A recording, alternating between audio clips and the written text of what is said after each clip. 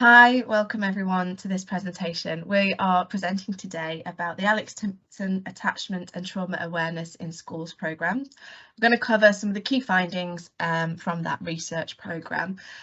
Presenting today, myself, Helen Trivedi, and my colleague Georgia Hyde-Dryden, both researchers on the programme. So I'll start with an outline of how attachment and trauma have been understood and used in our research. I'll share what the Timpson School Programme was and the research findings from that, and then what we found was essential for schools to embed the practice changes. So this is a heavily simplified description of how attachment was understood in the research. There are decades of research and development of the theory, which has brought about different views about it. But to illustrate in a simple way how these terms have been understood and used in our research, we've got this slide with the cycle here to talk about. So starting with attachment very broadly, attachment relationships can be secure and marked by feelings of consistency and safety, shaped by experiences in our environment and how we are interacted with. And these are depicted in the cycle on the screen. So a baby or a child has a need, they alert someone to that need, usually by crying, and then the need will be met by an available adult. The child or the baby then will start to feel contentment, to feel satisfied, and start to learn that people are positive, people can be trusted, and that everything is right with the world. And this would be a typical experience. However, attachment relationships can be insecure and marked by uncertainty, anxiety, or avoidance. And again, through experiences in our environment and how we are interacted with can determine how attachment relationships might develop. So again, in the cycle on this screen, we'll look at the child or the baby experiencing a need, alerting others to that need, and the need goes unmet or perhaps is inconsistently met. So that child and baby will experience a dysregulation, discontentment, and is starting to learn that people are unreliable, can't always be trusted, and that your needs, that my needs, that the child needs are not always met in the world and met by other people. So the important thing for school context to consider is that these early attachments, they influence how children expect to build future relationships with adults. And in particular, consider a child with a history of insecure attachments going to struggle to trust teachers in that school setting. So attachment issues can arise when traumatic events or abusive environments or neglect is experienced in a child's life. And there are a few of these listed on the screen, including bereavements, parental separations, experiences of neglect and abuse. Now, these often get referred to as adverse childhood experiences or ACEs. Now, trauma or ACEs can be acute or chronic, ongoing. And it's the chronic experience of adversity that is going to keep coming back into the classroom with pupils. And there is also an increasing understanding now of the neurobiological impact of trauma, how it's physically affecting brain structure and cortisol levels. So children with unresolved trauma often undergo a stress-led reaction to the challenges of that complex environment that school is, leading to a fight, flight, or freeze response instead of a logical, well-planned, thought-through response to different environmental triggers. So, what can schools do? We need to remember that all children have needs, and at some point they're going to present a need that needs to be met. Some children experience adversity. These are the children we have in our schools. And so it's important that schools are environments that can support pupils when they present with needs. And meeting the needs of pupils involves developing staff awareness so that needs can be identified and acknowledged, and so that staff can understand how children might communicate those needs. And to do that, schools need to engage in training. Okay, so what was the Alex Timpson programme? Well, the programme was 5 years long. It was funded by the Alex Timpson Trust, and it explored the impact of whole school attachment and trauma awareness training on experiences and outcomes of vulnerable young people. Now, the aims of the programme were to raise awareness and understanding of attachment and trauma issues amongst school staff, to develop the skills of staff in schools, enabling them to better support children's needs, to identify training approaches that were effective in developing these skills, to add to the evidence base generally in this area, and also to look for changes in data on attendance, progress, outcomes, and exclusions. Now, unfortunately, the national lockdowns in response to COVID-19 fell right in the middle of our data collection period, meaning that we were unable to gather reliable data on levels of attendance, progress, exclusions, etc. But we were still able to collect a large and rich body of data, which adds to the growing evidence in this area. But it means that what we're reporting here is the impact of training as perceived by school staff and pupils. So what did the training offer to schools look like? The shape of the attachment and trauma awareness training offer was decided locally by programme leaders in each virtual school. There wasn't one single model of training that all schools received. Training could be delivered by external training providers or by the local authority, so for instance by an educational psychologist. Virtual schools decided whether their training offer would be in depth, so for instance run over an extended period or with follow-up support, or whether it would be light touch, so for instance designed as a one-off introduction to attachment and trauma-aware working. Essentially, virtual schools have the ability to shape the training offer depending on identified local need, the priorities and the resources available. And typically, training programmes were either free to school or were heavily subsidised using the Pupil Premium Plus. So in terms of how we reviewed the Timpson programme, the programme ran from 2017 until earlier this year, 2022. A total of 305 schools, including primaries, secondaries, special schools and other forms of provision, so including, for instance, pupil referral units and FE colleges took part. That was across 26 virtual schools, and in these areas, schools received attachment and trauma awareness training. We've completed a mixed method review of the programme, so this involved collecting online survey responses from over 7,000 school staff and 14,000 pupils. And this wasn't just teaching staff or senior leadership, but it included all staff, so for instance, teaching assistants, admin staff, cooks, caretakers. We also completed interviews with staff and pupil focus groups in 39 case study schools, and this involved interviews with 214 individual school staff. So most were interviewed just after their training and then approximately 12 months later, and also a total of 33 pupil focus groups across the 39 schools. So now we'll talk through the findings of that programme, exploring what staff and pupils told us about what the impact of the training was in schools. Staff reported that training had a positive impact on pupil wellbeing and relationships with staff. The graph shows the responses from staff to the second online survey, and we can see that staff thought that pupils' sense of support, well-being and enjoyment of school had been somewhat or extremely positively impacted, with between 84 and almost 93% of staff indicating this positive effect. These findings are also supported by the interviews and focus groups that were conducted. So pupils were able to identify who they could talk to in school if they were upset or if something was wrong. And they described that there was this less fighting and less shouting going on in school. The head teachers surveyed thought there was a reduction in the use of sanctions with vulnerable pupils since the training. And so this pie chart shows in those dark blue and turquoise teal colour sections, you can see that adds up to kind of over 3/4 of the respondents indicating a decline in the use of sanctions.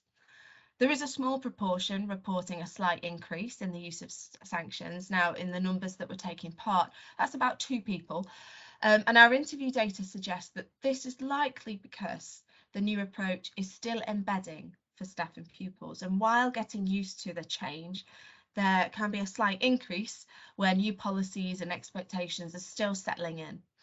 The interviews with staff connected the decrease in sanction use that had been reported by most people to a combination of using de-escalation techniques and staff taking a stop and think approach rather than reacting immediately to what's presented in the classroom. Head teachers also reported that the training had a positive impact on vulnerable pupils' engagement and learning. So with 92% or more indicating some positive impact in those two areas. These themes emerging from interviews with staff indicate the training had helped staff to meet pupils' needs and created the environment for learning. Most of the head teachers reported a positive impact on vulnerable pupils' attainment as well. Again, the dark blue and turquoise sections of the graph indicate that over 3/4 of the respondents are seeing this positive effect on the attainment of their vulnerable pupils, and none of them felt that there had been a negative impact. Interviews indicated that staff saw this as using the ethos and culture setting principles that were taught in the training to set an environment that helped pupils really get ready for learning. So now I'm just going to present to you some of the findings about the perceived impact of training on schools and their staff. So looking at the impact of training at a school level, staff reported a range of changes across a number of domains, as you can see here. So staff reported having an increased awareness and understanding of attachment and trauma. This was reported in the staff surveys and also in the interviews that we carried out in schools. Staff reported a greater focus on relational working, so for instance, restorative work with pupils, and also thinking before responding to a behaviour in the classroom. So various changes to everyday practice were reported. So for instance, changes to the use of language. So this was both language with pupils and also the language used about pupils. Schools describe greeting each child at the door in the morning to set the tone for the day.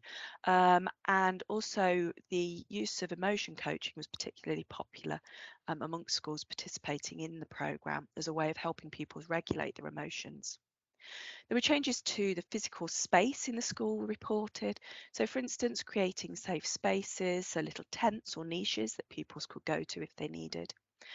There was an increasing amount of nurture provision available. Schools also described using displays where children could indicate how they felt. So for instance, in the morning, just sticking something to a display saying whether they felt happy, sad, etc. Staff also reported changes to school policies, so signalling both to staff and pupils that this was intended to be both a school-wide and a long-term change.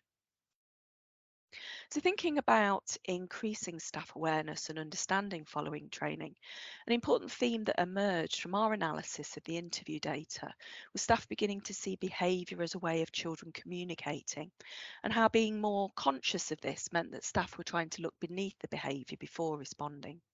And as it says here, staff are more willing to listen rather than just to punish the behaviour that they're seeing. They're more willing to listen and to understand why. Some other key areas where staff reported that training had an impact include describing developing new knowledge and reinforcing existing knowledge. So reinforcing existing knowledge was equally valued by staff as it confirmed what they perhaps intuitively felt was good practice for them. The training helped staff feel empowered to try strategies for themselves without always having to call on senior staff or designated people who might have a specific role with specific children. They felt empowered to take it on themselves in the classroom. Staff reported an improved sense of their own well-being as well. And this is linked to the feeling of having a strengthened relationships with colleagues. They felt they were a team and better supporting each other with this new ethos that was developing in the school. And as this quote shows, staff also reported seeing the approach as a foundation for pupils' engagement and learning. It wasn't seen as being a choice between well-being or attainment. So as the quote says, I think they've got to be welcomed, understood and known before they can begin to take anything on, showing how that understanding of a pupil's well-being goes hand in hand with being that starting point for actually learning and taking on new knowledge.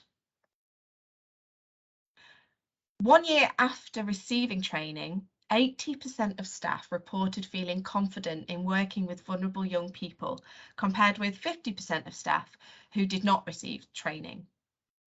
But not all staff who received training reported that their confidence had increased since they were trained. We looked at confidence against different job roles in 2 staff surveys that were carried out before and during the COVID pandemic. Both showed the greatest increases in confidence among senior leaders after training. Confidence increased less amongst other staff, with one of our staff survey finding a fall in confidence amongst middle managers and teachers. One explanation may be that until staff had the training,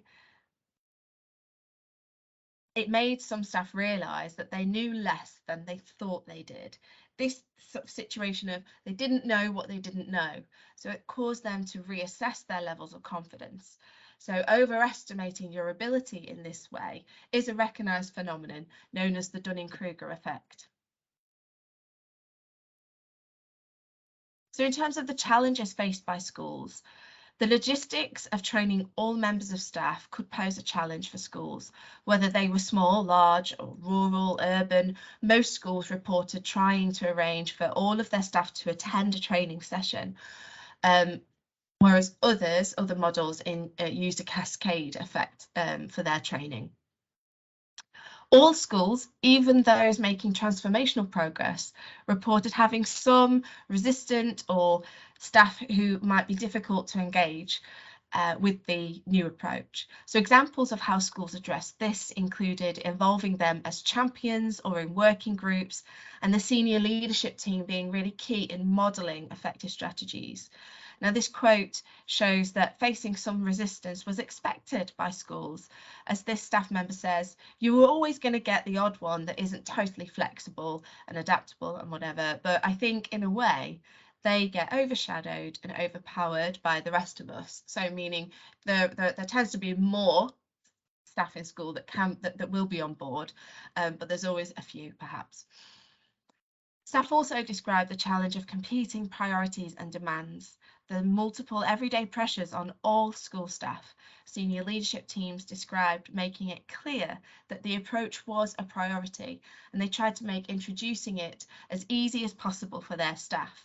Also letting staff know that it's okay if they don't actually work in this way 100% of the time. Understanding that embedding this approach and changing practice takes time, and they're all there to help each other and support each other through it. And despite these challenges, participating schools saw the approach as something that was definitely worthwhile and definitely worth doing in their schools. So finally, what did we learn about how schools successfully adopted and embedded the attachment and trauma aware approach? So the programme findings suggest that there are 3 core elements underpinning adoption of a sustainable and whole school approach to attachment and trauma. So they are initial training, effective leadership and follow-up activity, and this includes inducting new members of staff. So firstly, initial training increased or reinforced people's understanding of attachment and trauma-aware working. Having a whole school approach to training promoted consistency and helped build attachment and trauma awareness into the school's ethos. Second, effective leadership was important as it gave a sense of direction and supported staff to adopt new ways of working. So a school's leadership provided staff with the end vision for an attachment and trauma aware school and the route map to get there. The school's leadership also provided the strategic decision making power to support the changes that would be needed along the way. And then third, follow-up activity, so for instance formal additional training or informal discussions in staff meetings, helped reinforce practice, and it ensured that all new staff were trained. It helped ensure that the approach continued to be actively used, and it also stopped it fading away as other priorities emerged. So in conclusion, what this research brings is rich and compelling evidence that raising awareness of attachment and trauma issues in schools through a focused and sustained training programme has positive and potentially transformational benefits for pupils, families and staff. In addition to benefiting pupils recognised as vulnerable, the approach was also seen as having a potentially positive impact for all pupils. Raising awareness through training is importantly not seen as a quick fix, but it's the first stage in a gradual and whole school adoption of attachment and trauma-informed practice. And it leads to ultimately the approach becoming embedded in a school's ethos. The three core elements identified as underpinning the adoption of the approach, initial training, effective leadership and follow-up activities, underline the sustained level of commitment required from schools and local authorities in becoming attachment and trauma aware. So what I'm going to just share with you now is a video from another related project that was about exploring good practice in local authorities supporting schools to develop attachment and trauma awareness. So one of the local authorities that took part in this project was also in the Timpson Programme, and two of the others have actually been delivering training programmes for a number of years before 2017 and were not part of the Timpson Programme. So you'll hear from local authority programme leads, school leaders as well, about the work that they've done to develop their understanding and why they took part in the training for attachment and trauma awareness. And then we'll hear a bit about the difference that the school leaders think it has made in their schools. Many local authorities are now working with their schools to help them to become attachment aware and trauma informed. This approach focuses on learning and well-being for children in care, children with a social worker and others who've had adverse events in their lives. We have brought together 3 local authorities and schools to tell us more. I think it's important because of the types of students that we have here and the things that they face and the experiences they have outside of school. And I think it's important for us because we want them to be able to engage in learning, but you can't do that if you're not regulated and you're not in if you don't feel safe in yourself. The Islington Trauma Informed Practice Programme is an intensive 2-year programme so that schools over that period become a trauma informed practice school. And schools receive the support from different services within the local authority over that 2-year period. So it's support with training, but then ongoing support on a weekly or fortnightly basis from a lead practitioner from the local authority, such as a CAMHS clinician or educational psychologist. I think you have to plan that this is going to take time. This is not going to be overnight. So you have to support schools on the long journey that they are on. I think it's really important that there's a universal offer, key concepts that we want all our schools to understand, but also then to be able to tailor your support to the individual needs of the school. And we will maximise impact when this support is embedded within the wider local authority offer. I think what's been really very impactful in the programme that we run in Derbyshire is the 3 elements that come together.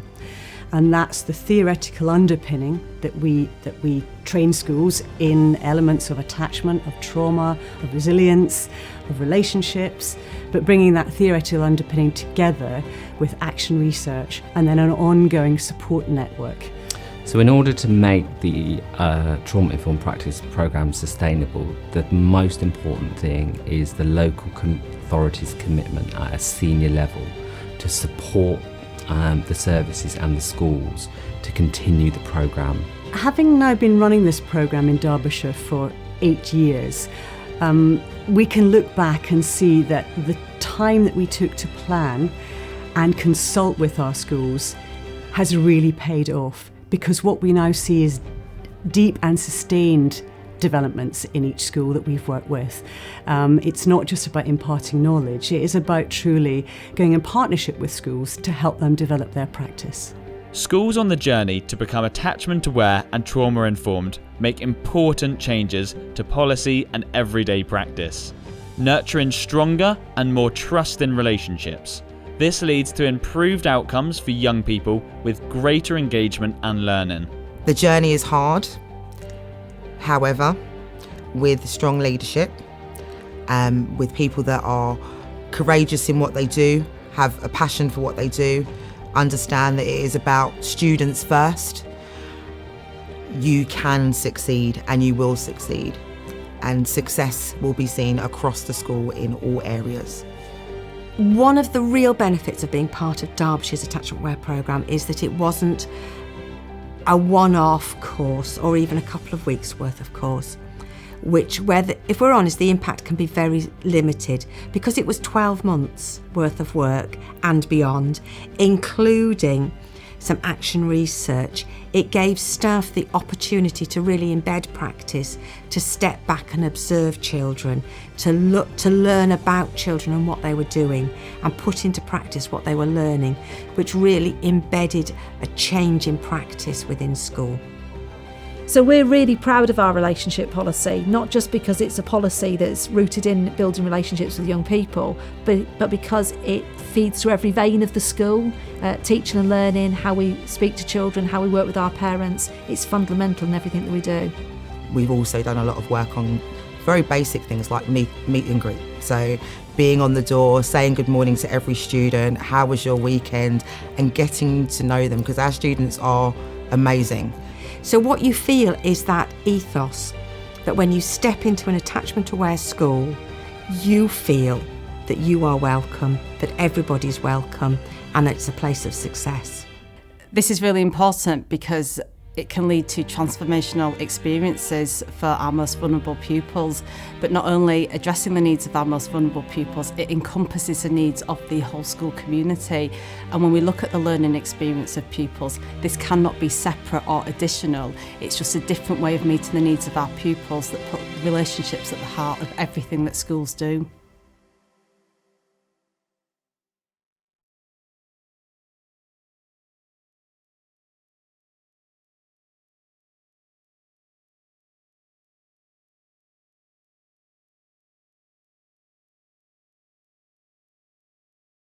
So just to finish off then, there's a link there on screen to the Timpson Programme with the various resources and the reports that have come out of that, and contact details for Georgia and myself and the Reef Centre.